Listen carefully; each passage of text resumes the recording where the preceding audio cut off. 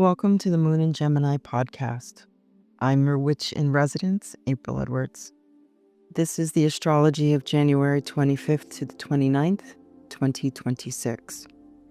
It is activation, dissolution, and collective authority.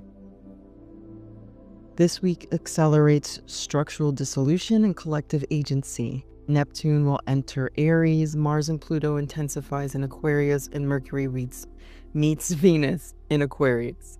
What is active now is power that cannot be contained, not by tradition, not by inertia, and not by expectation. This episode is an astrological reading. We are moving through configurations that test agency, reveal unseen powers, and collective alignment. These transits do not offer certainty. They expose momentum already present. What follows names conditions you can work with practically, materially, occultly. Is that even a word? I'm sorry. That's what I wrote down. Occultly. It's an interesting adverb. I think I just created one. Bring your attention to the moment you are in. The sky is already speaking. We begin by listening. January 26th, Neptune ingresses Aries, dissolving boundaries and releasing passive compliance. Neptune's ingress into Aries marks a shift not towards confusion, but towards the dissolution of old containment. Neptune dissolves rigid identities, defensive reluctance, overly rehearsed narratives, and old emotional barricades. And Aries demands direct engagement, embodied initiative, and clarity through action. This is not a foggy transit. This is a dissolution that forces clarity by the removal of safety nets. In mundane life, what was supported mainly by avoidance or distraction will lose traction. Passive endurance will give way to impulsive movement. Long ignored instincts surface with force, and lethargy becomes untenable. For witches, this transit asks, where are you still waiting for permission? What impulse is waiting for expression? What boundaries are no longer relevant? Expect pressure toward authentic movement, even if the shape is not yet clear. January 27th. Mars conjunct Pluto in Aquarius. Collective force meets structural power. Mars and Pluto conjunct in Aquarius intensify agency without attachment to the personal ego. Mars here is not reactive. Pluto here is not hidden. Aquarius here is not sentimental. This conjunction amplifies collective will, activates power structures from the margins, accelerates breakdowns in institutional authority, and highlights group dynamics over individual assertion. Where Mars in Aries is raw initiative, Mars-Pluto in Aries is organized collective force.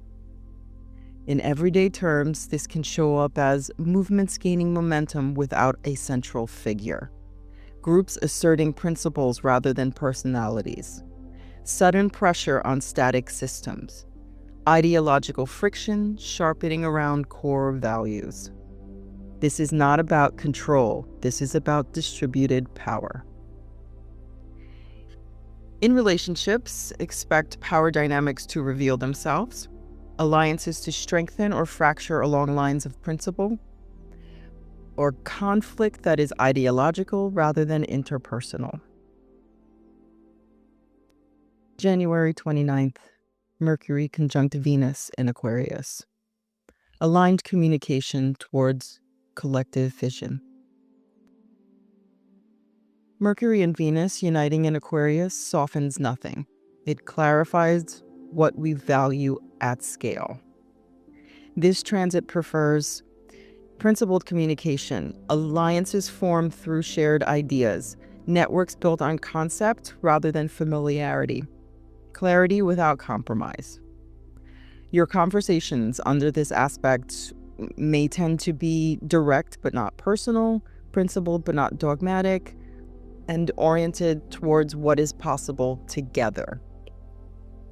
Where Mars and Pluto conjunction pressures structure, Mercury, Venus, and Aquarius defines the language of change.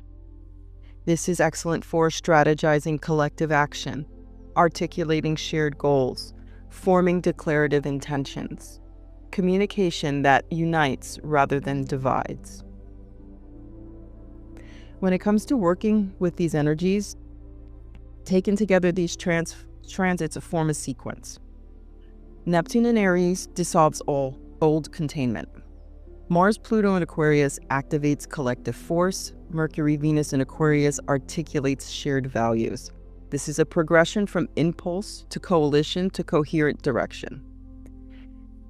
In your lived experience, pressures that were diffuse may concentrate around group agency. Personal desire becomes aligned with collective purpose. Structures that can no longer adapt are exposed. Clarity does not arrive all at once, but direction becomes visible through coherence. So here are some spells that are just frameworks, and you can use them as you see fit. They are for collective power and structural realignment, whether that be for yourself or for others. The work here is not about individual gain. It is about aligning with collective momentum and dismantling ossified power. Below are rituals grounded in incense, herbs, and intentional action. You can perform these during the active windows of these transits or in the 4 days following them. Spell number 1 is for collective authority alignment. The purpose is to anchor shared agency and clarity of principle. You will need a blue candle for communication and truth. One of my favorites, black tourmaline, for protection and boundary integrity. Frankincense resin for illumination and collective signal. Also spirit catnip. It will bring them in.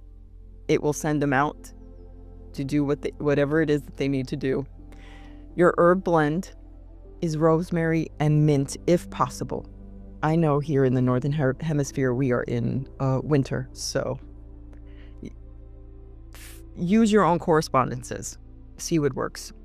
But they are both there for clarity and initiative.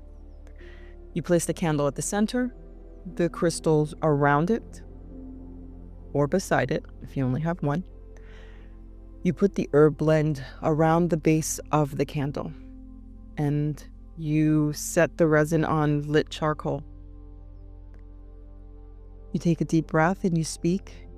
We align with the direction that serves many, not the comfort of few.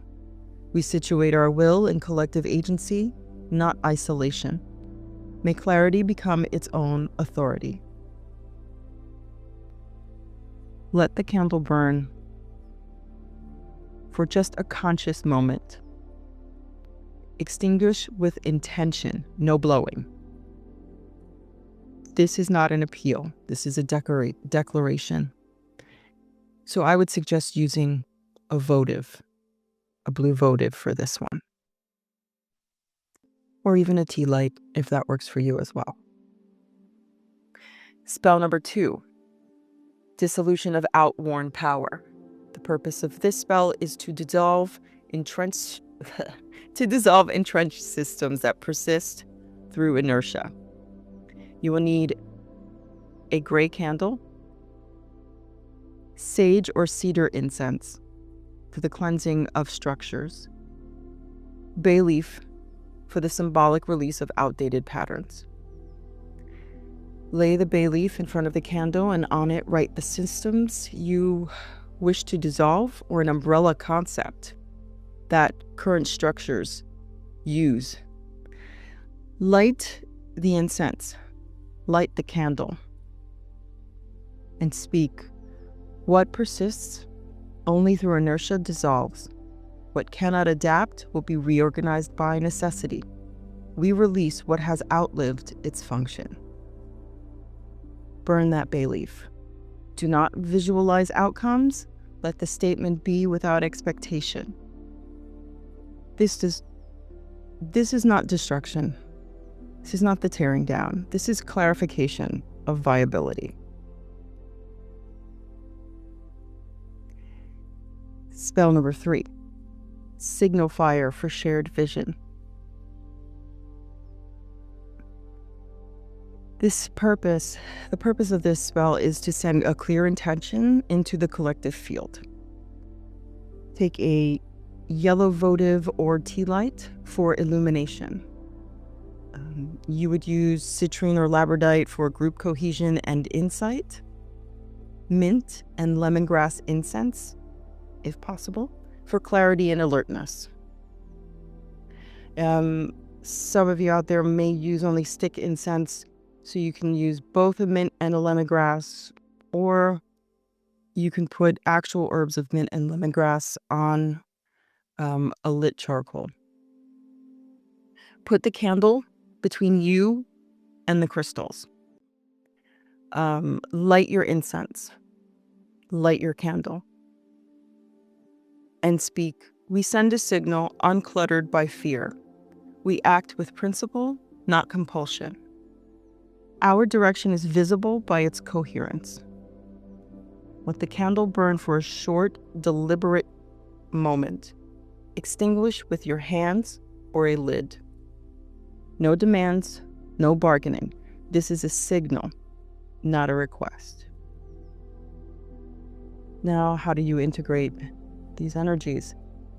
After the transits, you may see sudden realignments around group identity, clarity about who trusts whom, exposure of what was previously inferred, invitation into collective work you cannot ignore.